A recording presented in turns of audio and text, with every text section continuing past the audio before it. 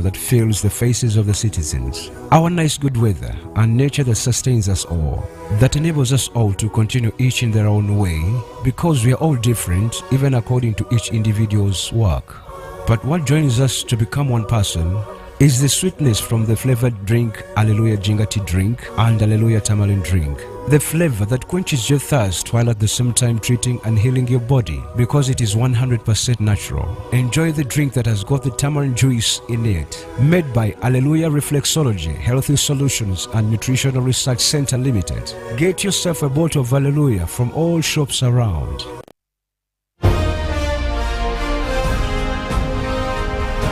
Live from UBC Studios in Kampala. This is Good Morning Uganda.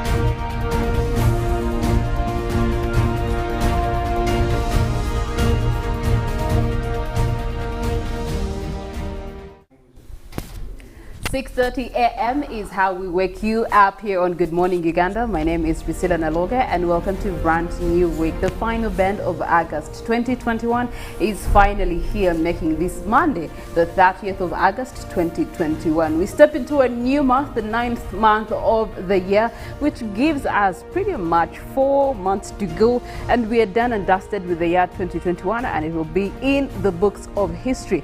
I start off this morning with a man that is just so smartly for the Monday morning. Good morning to you, Robert. Good morning, Priscilla. How are you? I'm fine, I must say. I enjoy seeing you in a dress. You look equally so smart. It's a rare occasion, right? It's a rare occasion away from the trousers. So yes, I see the woman in Priscilla very evident this morning. And yes, like you said, it's we are here to welcome a new month. But one of the things we must thank the Lord is for the gift of life. Because you've made it through all this from 2020, the year of COVID-19. Now we come into 2021, still COVID-19. And I remember one friend of mine made a joke that was in 2020 that if I met a person who told me Happy New Year, who wished me New Year's, I would really punish this person. But that is what it is. Most important is for you to ensure that you're safe till the end of that, so that you live to tell that there was a time. I believe COVID is going to come to an end, and we will talk about it. The survivors who narrate these stories will be the specimen in terms of some research, the people who are there. So it is important that you stay alive, but usually at such a time also gives you to have your priorities right. That's true. It's at the end of the month, you must have your priorities right. What do you spend on? What don't you spend on? Okay, all right. As Robert has spoken of, just to remind you that COVID-19 is real, and good enough, each one of us here and where you are, we have actually lost someone to COVID-19, or we know someone who has contracted COVID-19. The journey has not been easy for them, coupled with the fact that it's really not affordable to have COVID-19, especially for the wananchi. So our plea to you is please ensure that the SOPs are obeyed. Wear your mask everywhere you go, especially for the business communities, because I know they've been planning to strike here and there. Please ensure that you also sanitize. Carry a small sanitizer. Now they're on the market and they're very affordable. 3,000 shillings, 2,000 shillings. You can get a pocket sanitizer and walk with it. And then ensure that you avoid crowding in all circumstances. Now, speaking of crowding, on the weekends, it's usually crowding before COVID-19. But Kirabo, how did you spend your weekend? Well, I took the little one out and the mother, so it was about family. Spent more time with my family over the weekend. A few places where standard operating procedures are observed, but they have some bit of fun. Okay, all right. Well, I was working all weekend long. Yeah, so for me it was work. Well, we are joined by two people who had not just an awesome weekend, but they've had an awesome week. They're here to tell us where they have been and how they have been. Starting with Felix Nkunda, who is back with us here on Good Morning Uganda. Hello, Felix. Hello. Good to have you back. It's awesome to be back. You look strange, by the way, just saying. Like, how so? It feels like it's been a whole year. Does one look strange? Your beard has come back. Yeah. Don't have a beard, this big beard. Usually Yeah. when you go sometimes you come back with this huge beard. I was waiting to see that. And I should say I'm disappointed. Okay, Felix, Seriously? how are you? I'm alright. How are you, Priscilla, Robert, and Mullen? It is good to be back. It's been quite a long week. It felt like it's been sort of like forever, but fond memories of the things I've been doing up and about. How have you been yourself? Been good. Mollen has been doing a good job of trying to fit into your shoes, but clearly they were unfittable. And she also tried to pull up the height, but yeah, we've had to fix things here. Yeah. Good morning, Mollen. Good morning to you, How Priscilla. I am fine, and a very good morning to you, Robert and Felix, and you, our lovely viewers. Yes, I tried to fit in with the shoes, but I'm telling you, it's not easy. This guy just has it. I think it's too big to fit, but I tried. I must say. Yes, you did try. How was your weekend? My weekend was actually an amazing one. You should ask me about Mullen's weekend. I saw it. I sneak peeked into it somewhere. Tell us. I know.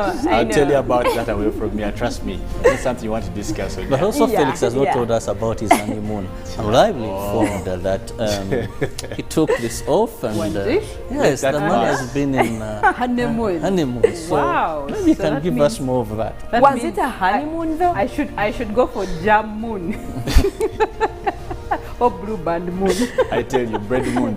But but much things did happen in absentia. We've been two major events in sports, and these are probably also I'll have a conversation later on with Ruben. The return of Ronaldo to Manchester was the case of the ex. I'm just thinking, is it a good thing? Is it a bad thing? Is it a sweet sour pill? Should we be excited? And then Robert, why don't you just leave Arsenal?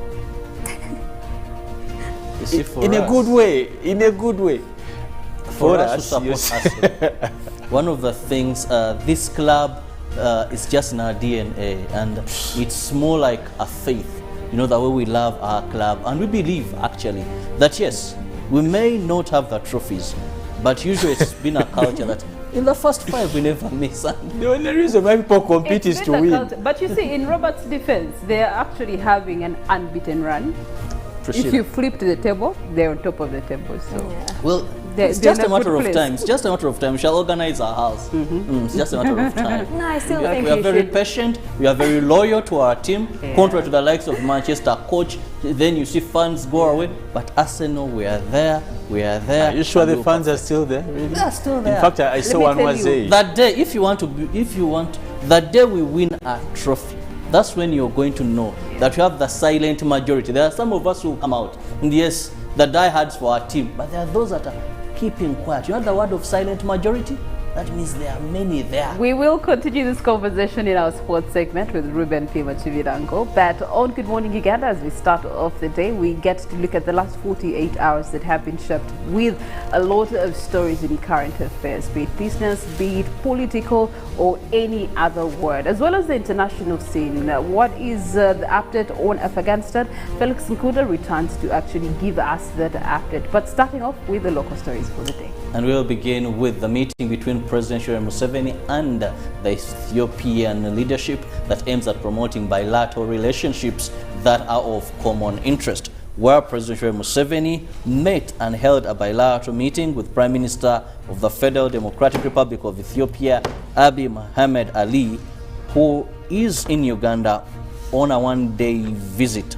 That is a working visit. The two leaders discussed various issues and agreed to further strengthen cooperation in bilateral, regional, and international issues of common interest. Ethiopia and Uganda have been cooperating in various peace processes in the region.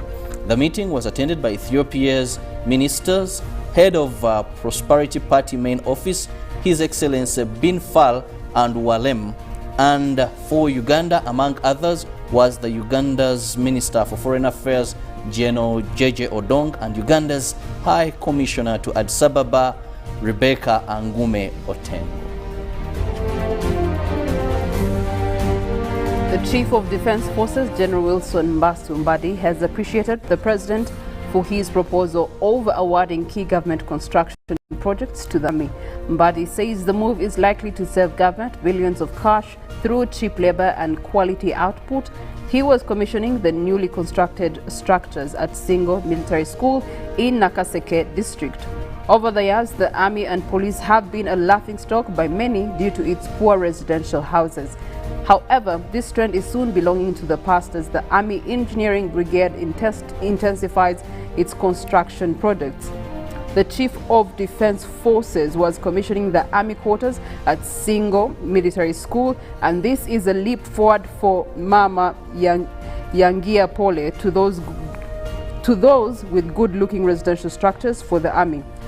Each structure was built for less than 150 million shillings, and this initiative is likely to save government a lot of money. Projects like roads, schools, medical facilities, construction across the country can now be undertaken by the Engineering Brigade. And on the medical bit of it, a team of Egyptian and Ugandan doctors conducted a surgery to implant a device that restores hearing to children with hearing impairment at International Hospital Kampala with support from Medal International. This aimed at providing a platform for transforming the lives of the patients. A team of Ugandan medics specialists carried out operation to restore hearing losses among the children. The surgical procedure took some time, with an incursion made in the ear behind the ear to a special device being connected. The device enables somebody to interpret sounds ranging from speech, among others.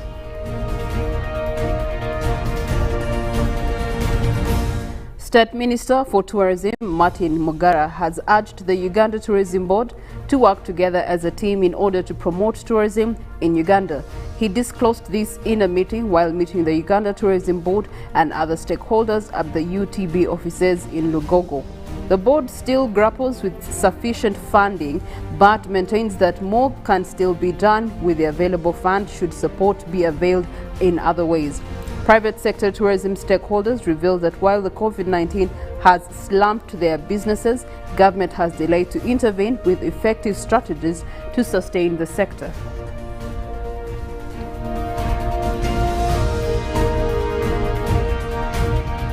And those are the updated stories on the local scene. And now for an update on what's happening on the international scene with Felix Nkunda.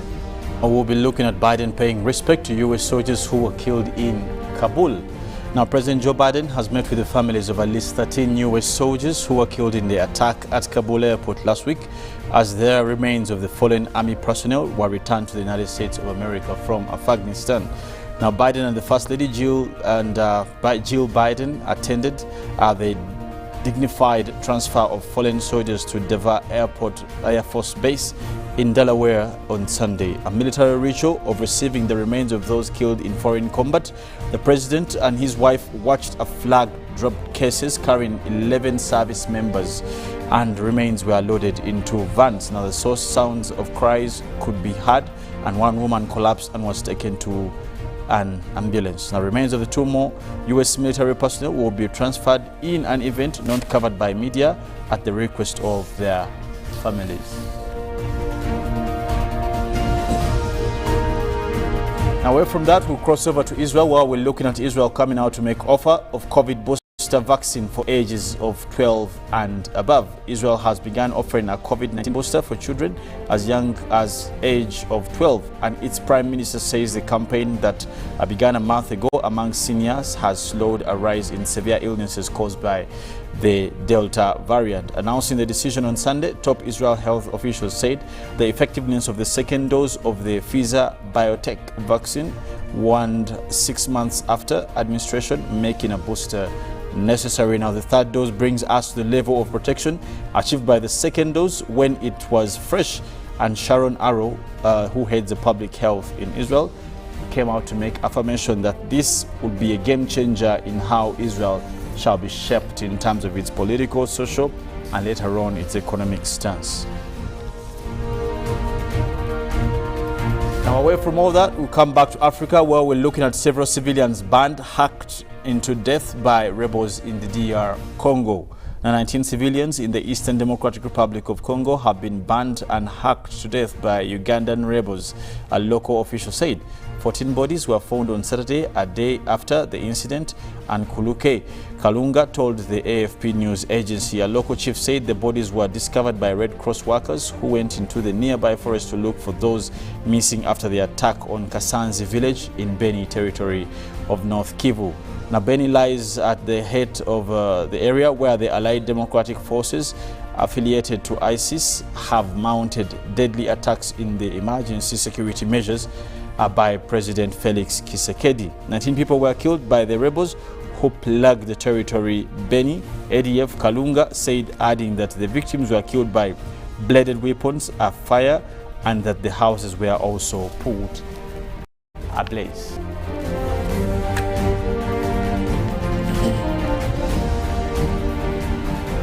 Well, much is happening internationally, Priscilla. We can see quite sad stories crossing from the US, later on, of course, some ray of hope from Israel, and now back to Africa, where we still see murders of innocent civilians.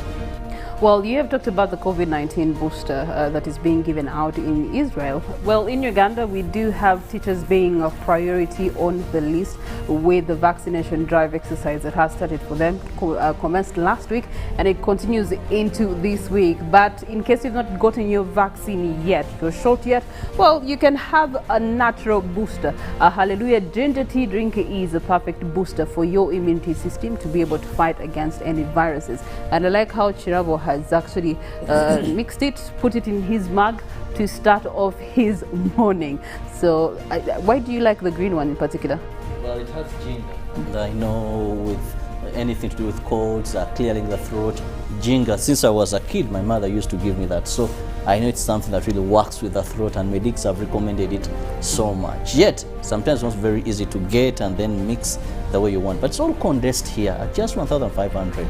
You get a combination of so much that will help you fight diseases in your life by boosting your immune system. Okay. So let me take my sip.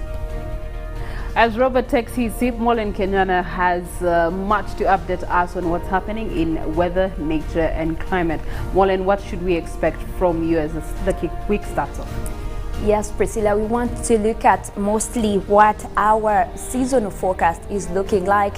We did have a press release towards the weekend on what we can expect across the region of East Africa, but we know that the Uganda Met Authority is looking into downscaling that forecast to look at specifically which areas are expected to have what rains and for how much period of time. So we'll be looking at that and more from the international scene. So far, we've seen tropical cyclone Ida that is also moving in towards Louisiana, and just an hour ago we have reports that there has been death due to this cyclone, and we'll be following up that story.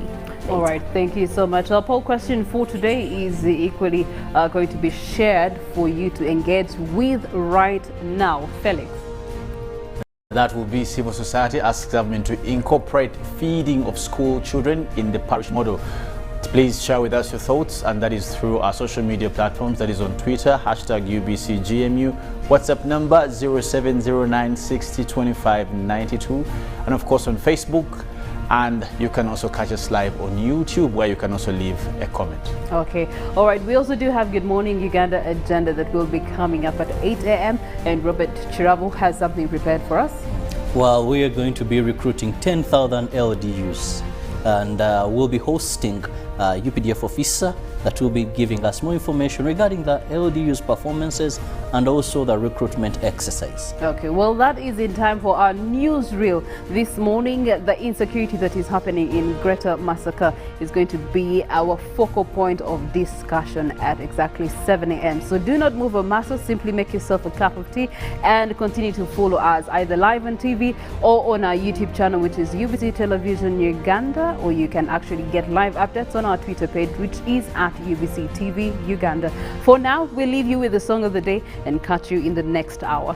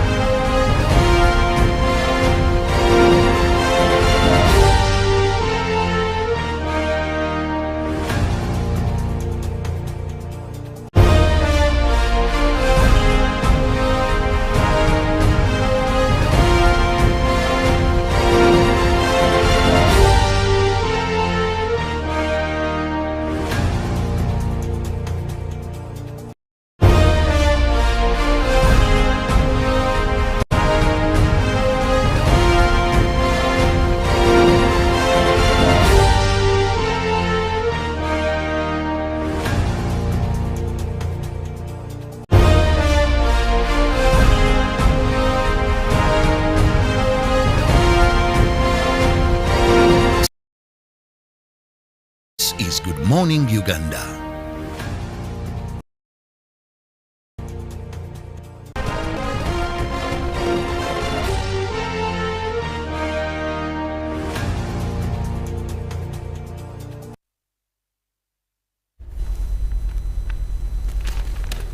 Good morning to you once again. Thank you so much for joining us here on Good Morning Uganda, 30th Monday, August. It is, the month is wrapping itself up, and so must we start to wrap up the affairs of the year 2021, because time is fast rushing. However, for Greater Masaka region, it's actually slowing down. And this morning, we are going to touch base with some of the underlying issues, looking at the security state of just not Masaka, but also the country Uganda, where we stand, what are the impacts of such cases, because it's not the first that we have seen. So joining me for this conversation is Felix Nkunda and Robert Kirabo. But we start off with our poll question this morning. And our poll question this morning is going to be about civil society asks government to incorporate feeding of school children in the parish model. What are your thoughts? And you can share with us your true sentiments on our social media platforms, that is on hashtag UBCGMU, and of course on WhatsApp on 0709 60 25 92, and on Facebook. But also you can catch us live on YouTube, where you can also drop and leave your comment. And now on to a subject that has actually touched the hearts of many. And in the wake of the last 24 hours, an 81-year-old man, a former doctor who was enjoying his retirement, was killed or murdered by the assassins or the silents in Masaka. And the phone call from his daughter, who is out of the country, is what alarmed villagers that something had happened to him. Today, he is long gone, making the list 25 plus members or community or loved ones or family members or friends that have actually passed away because of what's happening in Greater Masaka region. And it is daunting, it is saddening, but the question stands: what is the state of security in a country such as Uganda, when just in April, June, we had an increment in the budget for security, moving it to one of the biggest that is receiving money in this financial year, 7.7 trillion shillings out of the 41.3 trillion shillings for the entire Ugandan budget. Felix Nkunda, the state of security in Uganda. Well, of course, if you want to take a general spectrum into the reception of security in this country, one would say it is even above fairly okay. I would want to say it's fairly okay, but one would say it is good, because then you would want to cause a merger into the border aspect vis-a-vis the internal security. And the sporadics happening in Masaka, not that we want to say they are not alarming, they are very much alarming as long as they take anyone's life. That's for a fact. But as a matter of fact, on the general spectrum, the status of security in this country has been quite consistently getting better since the NRM or the then NRA government took place. And that's a matter of fact, not far from debate. However, this particular event in Masaka has also unfolded quite much for us to give rightful thought in terms of what's happening internally. As the saying goes, the presence of peace in its own self does not mean absence of insecurity. We have seen some of these killings that are quite precedented, and this is not new. Robert, I know Robert is quite evident to the same, because I think he used to cover most of these police activities. Remember the times where we had the, we used to throw papura. That time of Papura, we had this Bijambias sometime even in Kampala. 2017 and into 2018. Yeah, around that time. We remember we used to have them, they happened in Chengeda. We had still in Masaka, by the way. Then we had those enormous killing of women in Entebbe. What am I saying is that relating all these events, they happen as evidences of three particular things if you want to cause analysis. One is that they come in to check the political administration. You may want to talk about that regionally or at the helm of a country. Secondly, it also checks the social welfare of these particular areas. For example, then they were attributed to sacrifice, what and what, you know, political instability. If you remember, people started to release photos of people who they want to kill and all that. But thirdly, they cause question into the normative stance of our security agencies, if you try to put together what different players have come out to say about this particular event, and in particular you would want to quote the RDC of Masaka now, that is Fred Bamwine, if I'm not mistaken. You would want to listen to what police is saying, but also to what the locals are saying.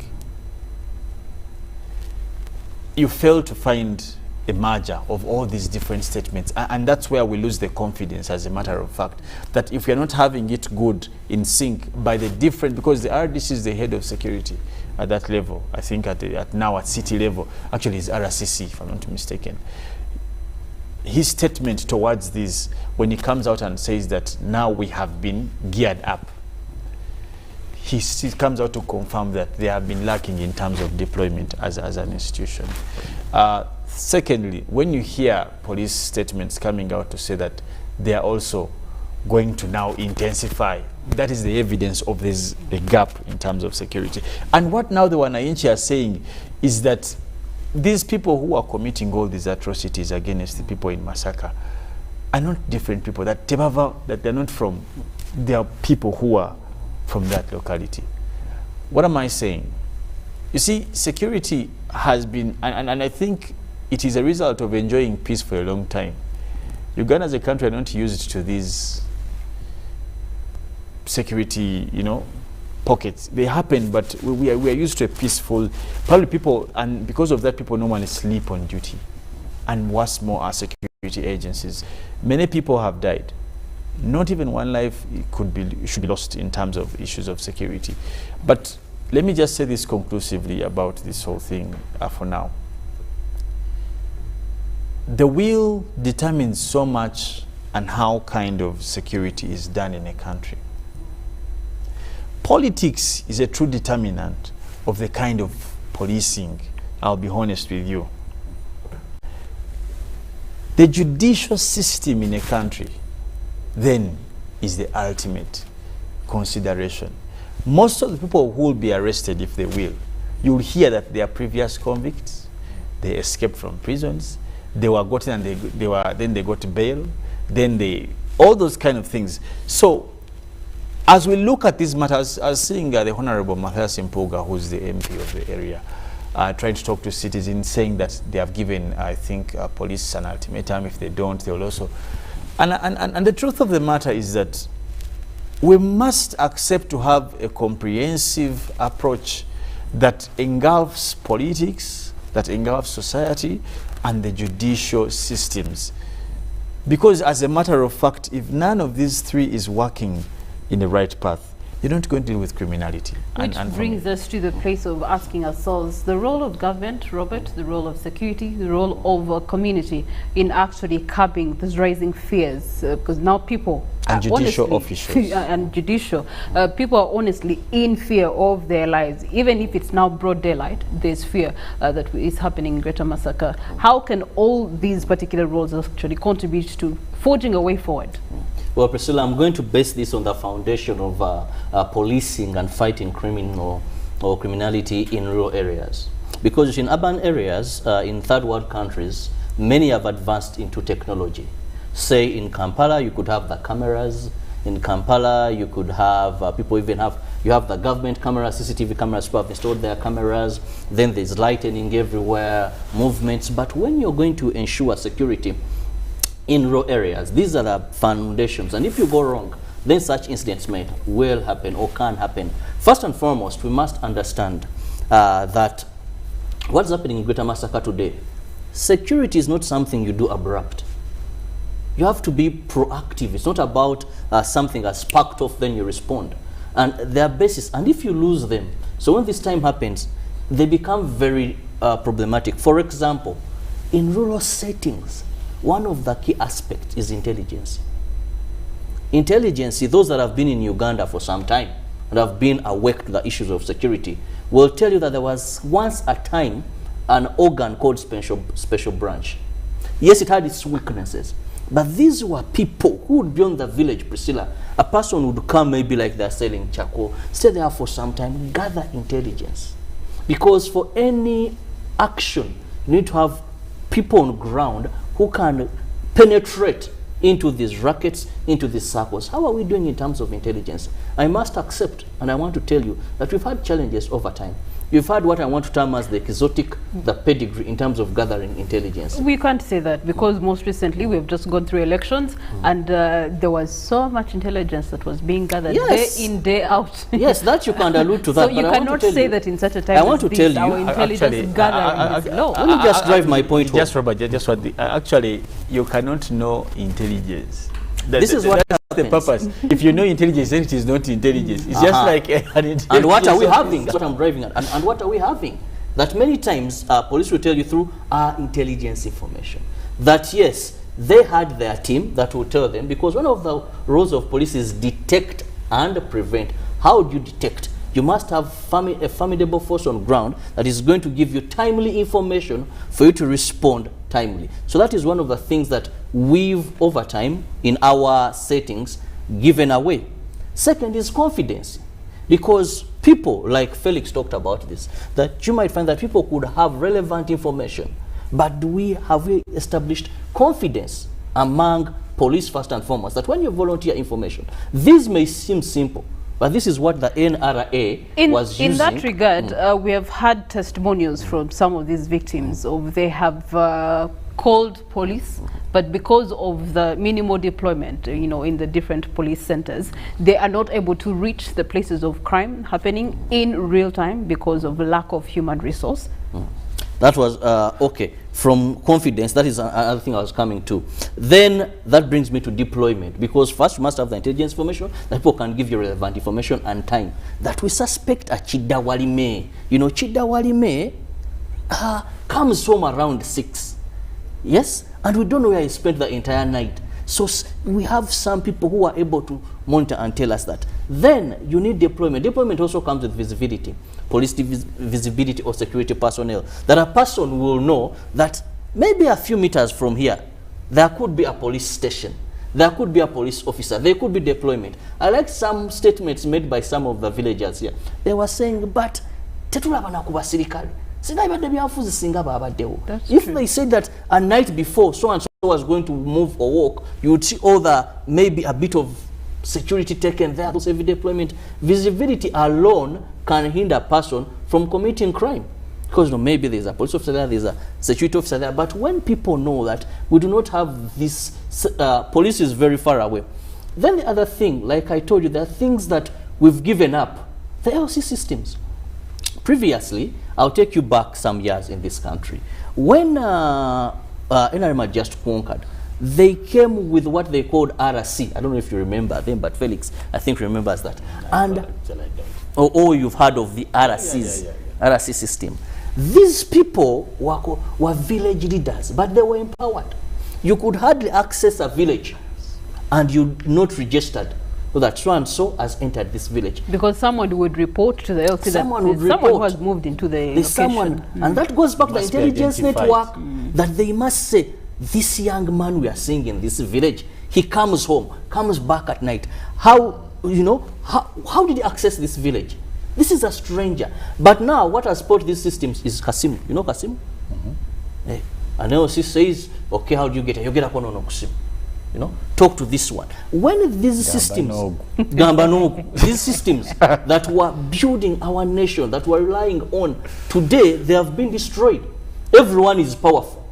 This unit very strong because the LC system is #1 in ensuring peace in an area. So that has been destroyed over time. Now they have remained to be maybe land brokers, sign on passport, letters, recommendations. We need to empower them. Then finally, is community police. But just Priscilla, what do you mean by empowering local? Who should empower them? I don't know.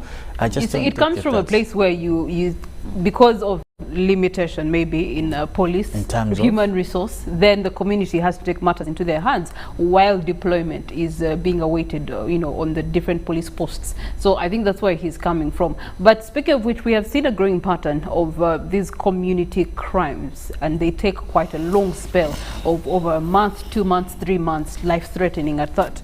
You talked about the women that were being killed in Entebbe. We have seen Nansen also being affected. Chengera during COVID-19, has been one of the target places actually also, among other places. And now Masaka region is also facing the same thing. They seem to be having a growing pattern around them. The question would be, how are these actually attributed to, one, the COVID-19 that we are in, especially for Masaka, and the economic development for a city that has just gained status, and also the welfare of the people, Felix? Well, Priscilla and Robert and viewers as well, it's very important that when you discuss such matters, you must make or work towards also causing the effect. A couple of years now, the resolutions and probably also laws were passed that some institutions or places or areas would be getting different statuses, and among them was Masaka. Now, the need of a city to run and pick up the pieces and redefine itself from a level of a district to a city must, one of the major principles that beacon is such movement should be security. In the absence of security, there will be no attraction for any person to come and do business. 1986, 1985, 1984, Uganda was not a destination for investment. And you can go and research how many investors came during that time, being honest. For example, today, even if you had lots of money, can you go and invest in Afghanistan? How many people are investing in the likes of South Sudan? We have had how many truck drivers being killed there. So even if you're to invest, Robert, can you say now I want to go and start up a truck business in Sudan? You go to the Tigray in Ethiopia. What am I saying? The effect of insecurity on socio-economic development of any particular society is evident. In fact, by now, I can tell that there are more than 1,000 people who have left Masaka. Now, this will work backward in terms of the purchasing power, the purchasing traffic of people who operate in this place, even in terms of settlement. So when you talk about security, it has other issues that are intertwined with it. And you cannot miss to juxtapose security and socio-economic development of any kind of setup. And this is why the police of Uganda, the UPDF, the political leadership of Masaka, and whoever is interested, or even the societies, must take this seriously, whether with the assistance of any other organization. And I'm glad that the Honorable Matthias Mpuga, also in the opposition, has taken interest to meet people. I saw him yesterday meeting various people, trying to visit people who have lost their colleagues and all this, trying to gather some information to share. You know, this should be a matter of importance. I hope it is discussed in Parliament tomorrow, because it says so much about how far this project of getting so many cities will go. Because if Masaka fails, Fort Portal will fail. Fort Portal, Gulu, and other cities, because they must be working. The growth must be defined together. Because what has been happening, or what's happening in Masaka, could shift. But if we use this to make sure it stops and never happens elsewhere, it's promising for Masaka people. And as a matter of fact, between you and me also, knowing that every life of every Ugandan matters, regardless which of causes me to ask myself a question that we've had, quote unquote, the big of this country being touched by a bullet, and there's a directive that is passed immediately, instantly. I think most best case scenario would be the attempted murder on General Katumba Wamala. Yes. And there was a directive right from the president in that regard. Yet when it comes to the normal Ugandan, who equally deserves as much attention and you know, entertainment of what's going on in their region, you would be expecting the same treatment being given, because you cannot lose so many people and in such a little time, all in the name of security at that matter. So it causes me to ask myself a question of, do we have social divide? What do we call that? You see? Well, I think, Priscilla, I wouldn't want to call it social divide, but one of the things we must understand, and which security has come out to confess, for example, the RDC said, yes, there was laxity at some point, but also there were challenges in deployment. You know, Felix first alluded to the fact that when you enjoy maybe we've had these areas peaceful for some time, that some of the basics that had to be put in place could not have been put in place. But the question would be, now that it's happened, have we seen them awake? I'm liably informed today, I think that is the Minister for Internal Affairs is heading there and will be camping there. There are a couple of deployments now being carried out to ensure that this area this peace is being restored in this area. So also you must understand that of late, police has gone so much into scientific gathering of evidence. Scientific gathering of evidence. That is why you hear that in, for example, in some of these murders, you resort to equipment like CCTV What is cameras. scientific gathering of evidence? You know, previously, we had not enough technology in investigation. Where you have the DNA banks, you have CCTV cameras, you have fingerprints, you have all that technology. But this may not be applied in the raw setting at times, because what you may find in the raw setting, you know, yes, you can pick DNA, but also DNA, because of lack of awareness, these areas are going to be contaminated. In rural areas, when a person is murdered, the first thing they'll come. But also, there is no database for but in some of these, we've either gone extend to our neighbors that have better of these facilities. So in rural settings, what you rely on more are the 5 pillars I've told you. So it's still something that complicates it. Whereas in urban settings, you may have so much of ease in investigating these matters. But all the same, one thing we believe and know, that with government, in terms of security, they'll up that game, and that is hope for the people of Greater Masaka. Okay, all right. Final would be the discussion of the cost of these murders. The survivors are having to face hefty bills. We had the president committing to give 10 million shillings to the person's family who has passed on, which would be a solution. But then again, what are the better solutions that we can actually have discussed in this regard to be able to return life back to the Masaka region? I think this gives us an opportunity as a country generally to refocus our arguments on the most important things, away from cheap politicking, away from cheap concentration on terms of the absence or the missed opportunities in politics or even other spheres. How about we start the real discussions of life-changing events in this country, and those must be sparked by the institutions and arms of government. For example, I'm hoping and praying that the cabinet has a minute to discuss today in terms of security in the region of Masaka. I am also hoping that the judiciary should meet and discuss about the role of the judiciary in building security. What is the role of the judiciary in construction of security? They can go particular to have topics in regions where they have done less. As I told you earlier, that you don't be surprised that some of the criminals in these cases have been former criminals who have been given bail, or who are actually on bail, or who have escaped from prisons, or what, or these kind of things. But fourth, on top of all these institutions, the executive and the judiciary, let Parliament have some sober discussions in terms of security. There's a role of Parliament in enhancing security and nation building, because that is the key. Away from just allocation, how about we talk about how do we have, for example, how do you say we don't have enough deployment? What kind of excuse is that? When during elections we had so many security agencies being brought together. Overflow. Don't even go far. Most recent inspections of arcades, you had different security organs represented on the team to inspect. Felix and Priscilla, when the police talks about not having enough deployment, yes, we must accept that if international standards required, it is 1 police officer per 500 people. And when you come to Uganda, we've not yet gotten to that standard. So yes, there is a human resource gap. That is why you're saying.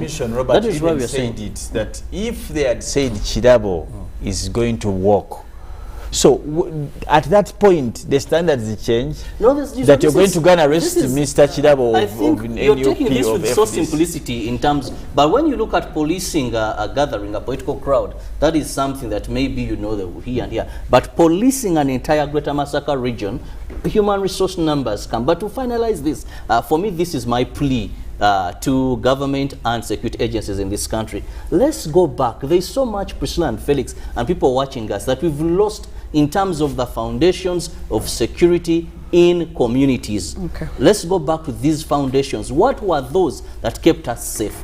Community policing, we had the LC system, a strong system. Then we'll later look at human resource, how we can extend police visibility and deployments closer to the people.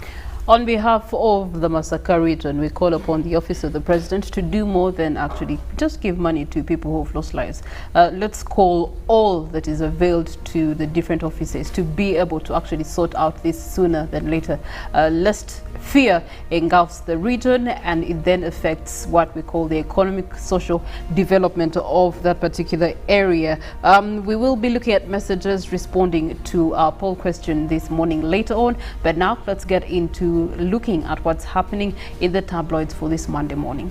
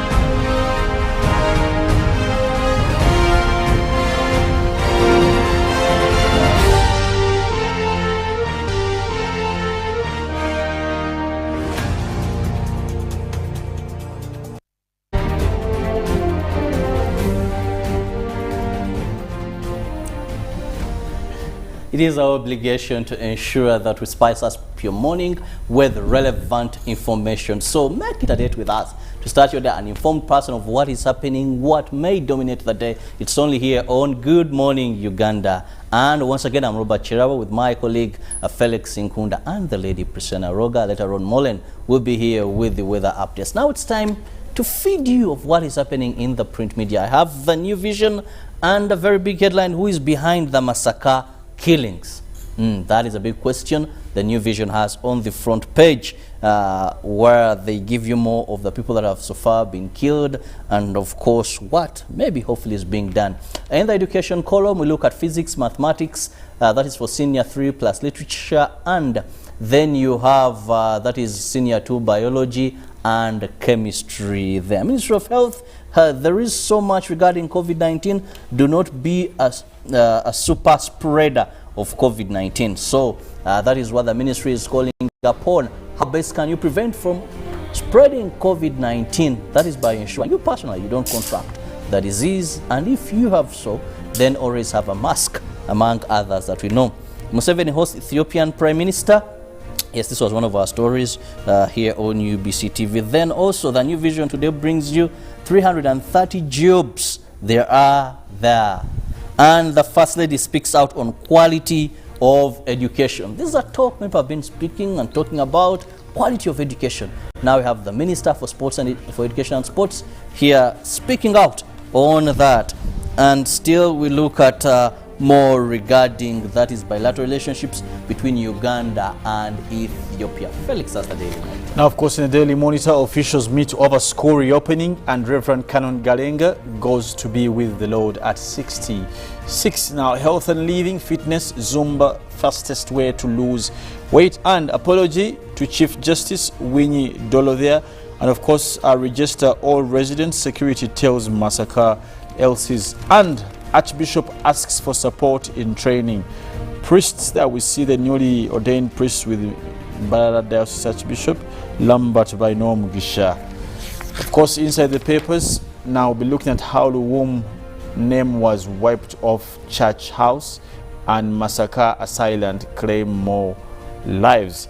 Now, from the archives, Ugandan Vice President then, Paul Muwanga, aborted tourist regime, addresses residents of Mpigi district, that is in 1980s. And today in history, Palestinian leader forced out of Beirut, and also US gets first black Supreme Court judge. Looking at the New Vision, still we see the Twins Festival. Yes, proper care, key to twin living full life. There is more regarding the twins. And then we look at the COVID-19 Uganda tracker. How are we doing as a country? New confirmed cases, 188.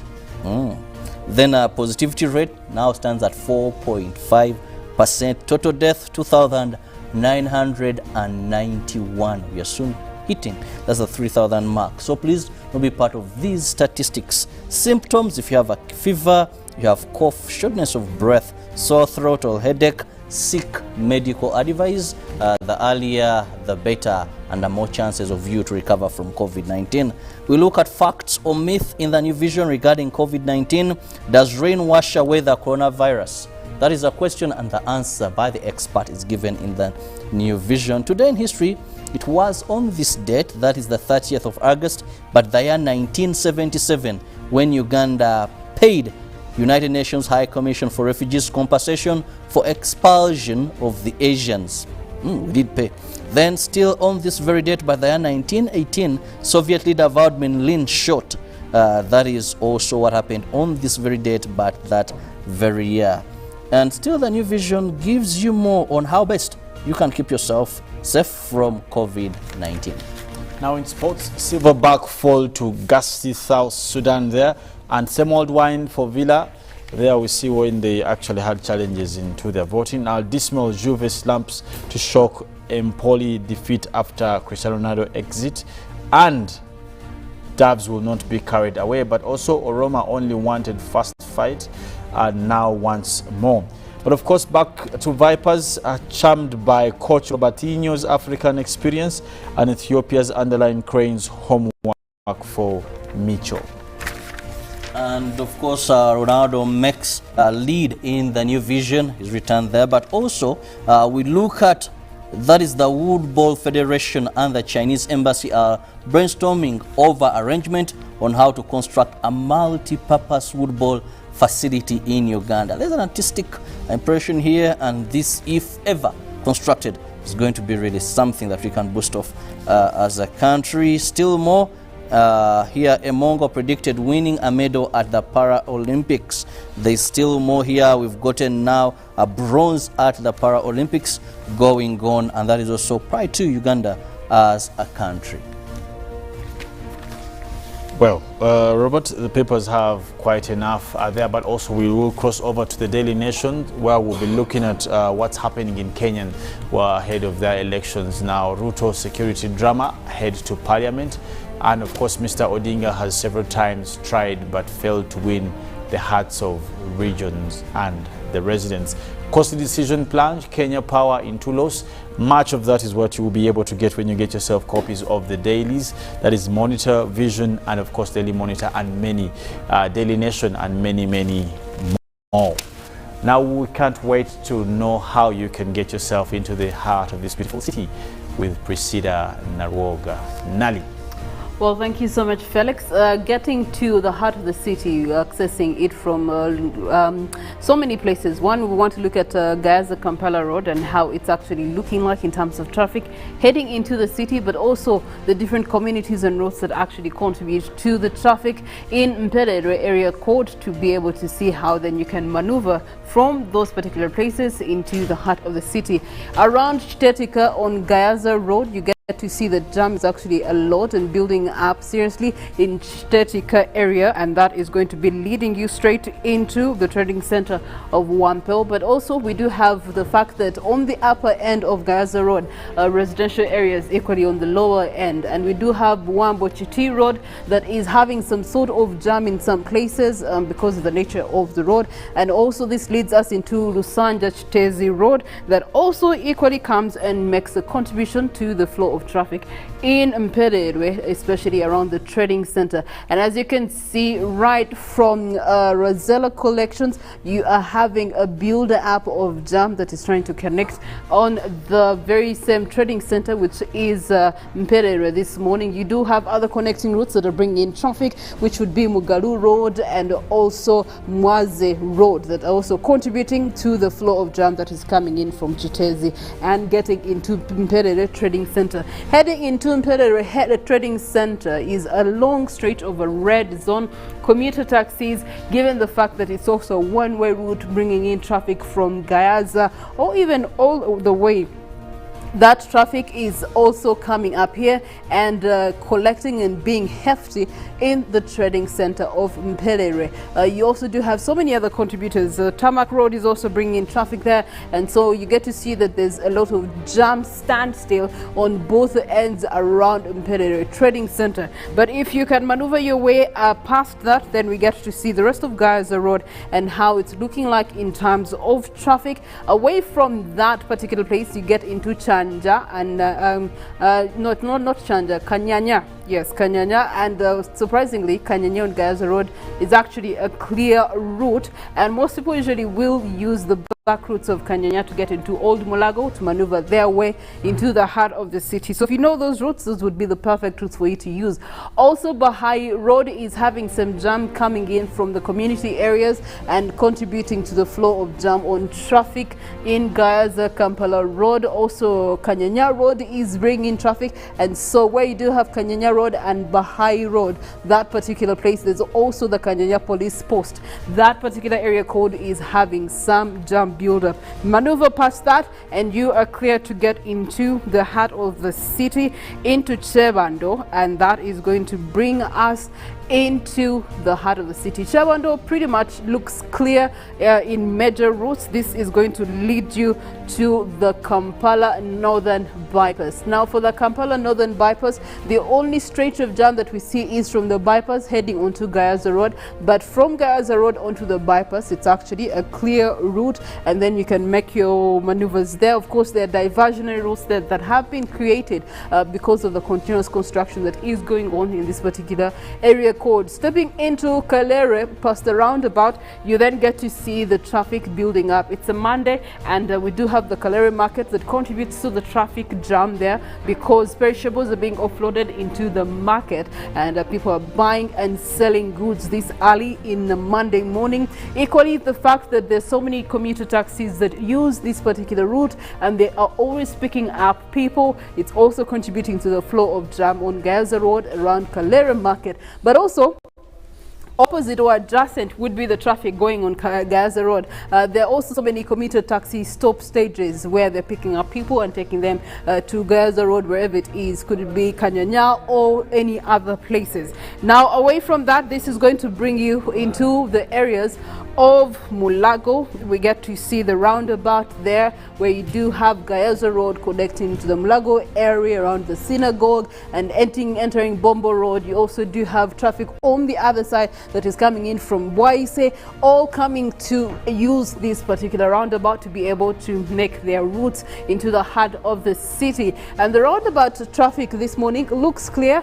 You only have the orange zone that is stepping away, getting into Gaza Road, but the rest of the interaction is actually clear, except for the interaction that is entering Bombo Road there, where you do have an orange zone that is stepping into this particular area. And again, because of the commuter taxis stopping at exactly that particular point, it does contribute to the flow of jam. We get to step into Wandegea on Bombo Road and see that the traffic surprisingly is clear this morning up until we get to the traffic lights on Bombo Road is where you would be expecting some jam then to be building up there. Past the Eastern Gate in Makere, it's also looking clear, and this is bringing us to the Wandegea Market and also the Wandegea traffic lights. Now the traffic lights here do manage traffic on Bombo Road, they do manage traffic on Makere Hill Road, they also do manage traffic on Musa Kasule Road, and also so many other interjecting roads that do contribute to the traffic at the Wandegea traffic lights. And as you can see, you do have an orange and red zone building up from Bombo Road that is around YMCA heading into Wandegea, and also the fact that there's jam coming in from Wandegea heading to YMCA, that also shows you a serious red into orange zone.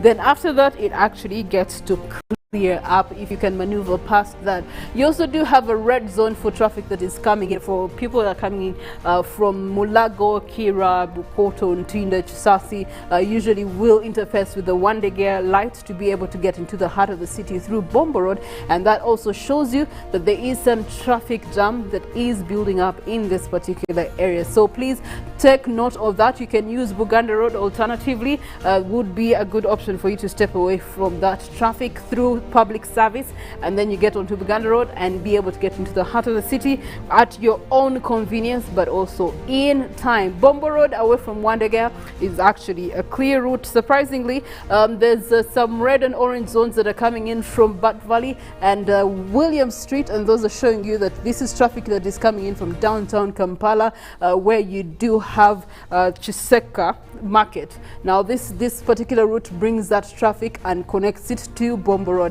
rather than them going through the cumbersome traffic on Equatorial Arcade. Now this brings us to downtown Kampala interfacing with Upper Nakasero, where you do have Chagwe Road coming in from Buganda Road, crossing through from Nakasero and going downtown Kampala. And as you can see, there's orange zones for people that are going downtown Kampala on Chagwe Road, interfacing with the trading area, where you do have Nachivo, you do have so many traders in the particular route, yet you only see some traffic that is building up on Chagwe Road for people trying to access perhaps Bombo Road, and that traffic is actually being slowed down by the fact that this particular route takes in traffic to the new taxi park, and so the taxis always make a lot of fracas there in terms of traffic, and they get to slow down other people that are trying to get into the heart of the city. But away from that, the rest of getting onto Kampala Road, the only traffic you see away from Bombo Road to Kampala Road is clear, but from Kampala Road to Bombo Road, you do have some orange zones, meaning that there's traffic that is moving slowly, and that should be something for you to consider if Kampala Road. Then you do have around Cairo Bank on either side, you do have traffic that is moving slowly, and that should be able to guide you on how to make your routes around this particular area. And it brings us to Kampala Road traffic lights, which interface with Entebbe Road and Ginger Road. And you can see, of course, this is managed entirely by the traffic lights, but you do have orange and red zones coming in from Kampala Road. But away from that, it's actually a clear route, and this will bring you all the way back into where we are this morning at UBC in this particular territory. But shows you, of course, this expected orange zones majorly caused by commuter taxis for traffic that is moving to the Ginger Road traffic lights. And that is your traffic route, mapping you all the way from Gaza Road into the heart of the city onto Ginger Road. I hope that it's going to help guide you to make good traffic decisions on which routes to actually use this Monday morning. Molen Kenyana is with us once again to take us through nature, weather and climate. Yes, thank you very much, Priscilla. Well, this morning we want to look more into weather prospects across the region. But first, we have devastating news that are coming in from the U.S. and all as a storm surge affecting Louisiana right now and New Orleans. And we're talking about Hurricane Ida. Now, the hurricane has been upgraded to Category 2, and this is already bringing effects across the coastal regions of Louisiana and also across New Orleans. Now, there has been, so far in 1 hour's time, there has been the first death reported across that area, and that was coming in as a result of falling trees from the heavy rains. Now, also that part that you're seeing on the screen is from New Orleans, indicating the building that has collapsed. Now, the other side is before the building collapsed and then after. So that is the area that is also being affected by this hurricane. And it is forecasted to actually go into a Category 3 by the end of the day. Now, this is already bringing in flash flooding. It is bringing in more of winds and a tornado threat, which will continue throughout the night. Now, news coming in from the Weather Channel across that area indicates that people have been alerted about this this hurricane, but in the meantime, there is still more people that are across the coast and are being evacuated. Now, from also the local sheriffs, it indicates that most people are still trapped within the path of this hurricane, but are expected to be evacuated as the authorities work towards that. Now, away from that, we also have more in terms of a climate report. Now, this was released earlier by the Intergovernmental Panel on Climate Change. We're talking about IPCC regarding the climate report across the world. But now a focus on Africa indicates that there has been a lot of climate, human-induced climate change due to human activities. Now, Working Group 1 has brought out evidence that shows that the sea surface temperatures are increasing, our atmospheric temperatures are increasing, and they are rapid in Africa than the global average, and most of it has been implicated due to human-induced climate change, human activities mostly driving more of what we're seeing in terms of climate change. Well, this also comes at a time when, as a region for East Africa, we're looking at the climate outlook across the region. Now, as we went into the weekend, that was on 26th ICPAC, and that is the IGAD Climate Prediction Network that is looking at our seasonal forecast, that is for October until December. Well, it is actually worrying news because the region is expected to have drier and warmer conditions forecasted across most places within the country. Now, this is going to be mostly across Tanzania. We have Burundi, we have Rwanda, Kenya, Somalia, Ethiopia, and Eritrea. These regions are indicated to have mostly dry conditions. Well, this was a virtual forum that brought together climate service providers and also users from key socio-economic sectors. We had governmental and non-governmental organizations, decision makers, and also climate scientists, plus civil society stakeholders, among others. Now, this is looking at mainly the climate prospects across the country, looking at across different countries, and also looking at the variations that we will have across different parts of the region. Now, Uganda is in the forecast, and also looking at more conditions are likely to hit the country in terms of extreme weather events. We're looking at mostly drought cases.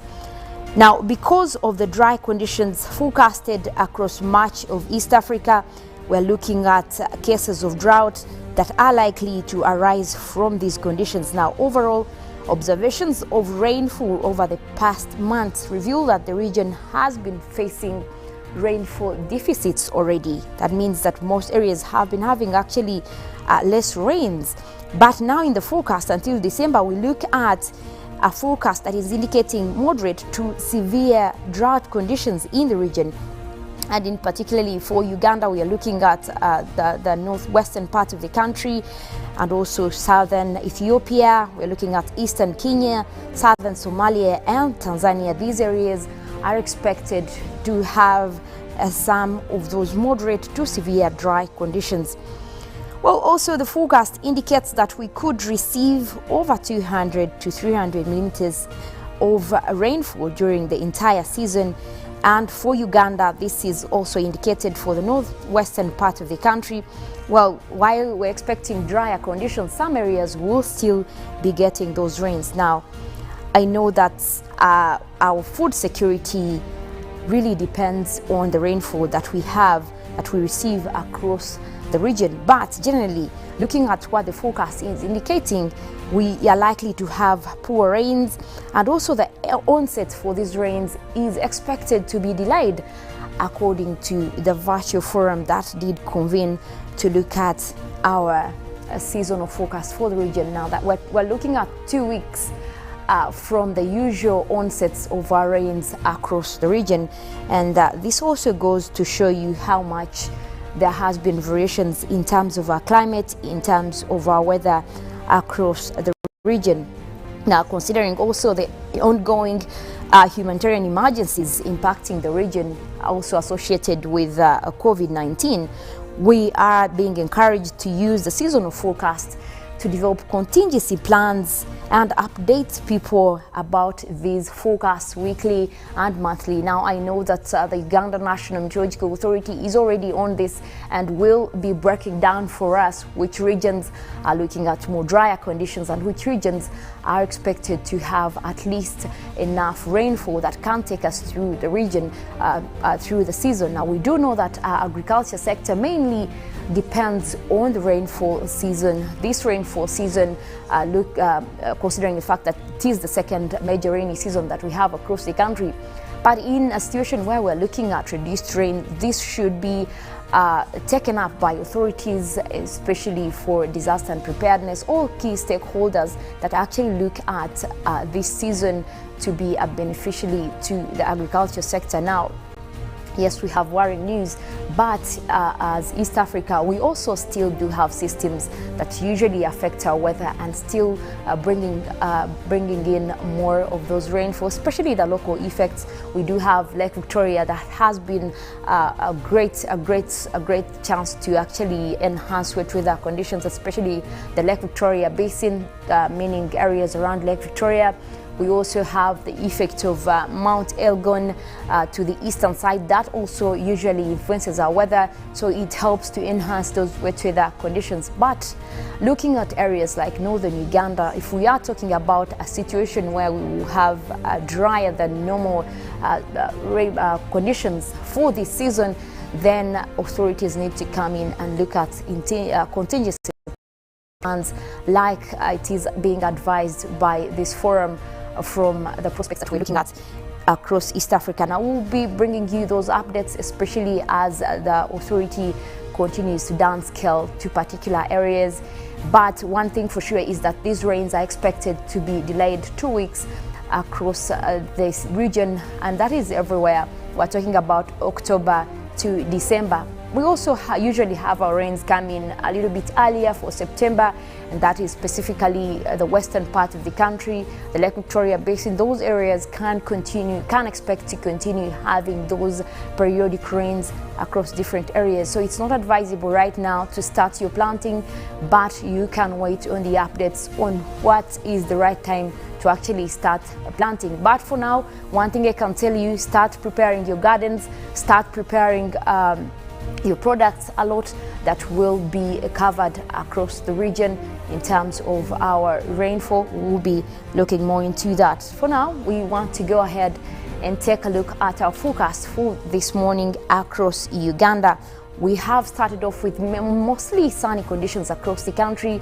Now for the central part of Lake Victoria, we're forecasting a mix of clouds and sunshine. We already are seeing that sun come through, but we do have intervals of cloudy conditions, and temperatures are expected to be at a pleasant 26 degrees centigrade. Quite a good day to start off with. You can't complain. Now for central northern Uganda, we're forecasting also a mix of clouds and sunshine, but starting off with very warm conditions at 27. We're talking about Gulu, Kitgum, Padel, as well as Jumani. Now for the eastern part of Central, where we have Ruwero, Wobulenzi, Nakaseke, we're forecasting sunny intervals, and those are also starting off with a warm morning at 28 degrees centigrade. We do expect that area to continue with sunny conditions later in the afternoon. Temperatures only expected to go high. Now for eastern Uganda, Soroti, Katakwi, Muri and Kumi, we're forecasting still those sunny conditions coming through, and we'll have much sun actually for this morning, and those will be clearing into sunny intervals as the day progresses, starting off with a warm day at 28 degrees centigrade. We're likely to hit 30 by the end of the day. Well, the eastern part of Lake Victoria Basin, that is where we have Tororo, Busia, Iganga, as well as Jinja. We're forecasting also those intervals of cloudy and sunny conditions. We're already seeing clouds developing over that area, but we'll have that sun come through the entire region. Also starting off with a warm 27 degrees centigrade, forecasted to get to 29 by the end of the day. Well, across Mount Elgon Highlands, that is where we have Mbale, Bududa, Buko, Sironko, we are forecasting a mix of clouds and sunshine, more cloudy conditions also for that area. But later in the afternoon, we do expect some rains to develop across that region. You can look out for those. For now, starting off with a warm 27 degrees centigrade across that area. Now we look at southwestern Uganda, where we have Mbarara, we have Ibanda, we have Bushenyi, Rubirizi. We are forecasting also a mix of clouds and sunshine, but quite normal weather conditions. In terms of temperatures, we're starting off with a pleasant 26 degrees centigrade. We look at the western part of Lake Victoria. We have Masaka, we have Kalisizo, we have Zimbabwe, we have Rakai. We're looking at mostly a mix of clouds and sunshine as well, looking at temperatures at a warm 27 degrees centigrade. But also that area can expect to have a little bit of light rain developing later in the afternoon, according to the systems that are trying to move in, especially forming from Lake Victoria. Well, that is it in terms of our weather forecast, but we do still have, I want to call it breaking news, and I want to bring Priscilla in this. We're looking at a season across East Africa where for the first time we are forecasting more drier conditions. In a lot of years, we are forecasting this season to have more dry conditions, but usually we always have rains across this area. What do you think, Priscilla, our farmers will be thinking like in terms of the fact that agriculture depends mostly on our rainy conditions? Well, one, it's an eye-opener for the agricultural process and system and sector to actually wake up and find and embrace technology at such a time as this, when these expectations are out of their control. There's not much that they can do, neither does science can give you the leverage to do much, because this is a cycle that has been grown over a very long period of time, and it cannot be reversed in such a blink of an eye. And so for now, my recommendation would be that now is a good time for the Ministry of Agriculture to actually seriously invest in alternative ways of doing agriculture productively. Like irrigation would be mostly advised at this particular season, going on with irrigations and also more agricultural practices. But Priscilla, I want to leave you to our viewers to go through some of their thoughts about our poll question. Well, our poll question this morning was about civil society asking government to incorporate feeding of school children in the parish model, and we wanted to know your thoughts, and some of you have actually been able to give us your thoughts in that regard. Starting with a cricket, Gagamel from Machini Duafu. As usual, he says, I think government feeding school children might have some chaotic issues. First of all, government schools children are fed poorly. If they can't manage their own, what of others? Priscilla, I like your dress, and welcome back, Felix, the incredible Bafude. Okay, that's interesting. Well, thank you so much, Cricket.